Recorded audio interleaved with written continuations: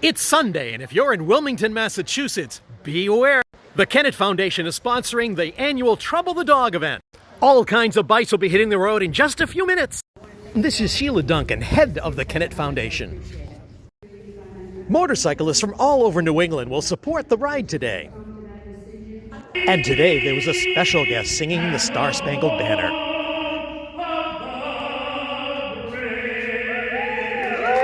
Anybody who follows the Boston Bruins will recognize that voice.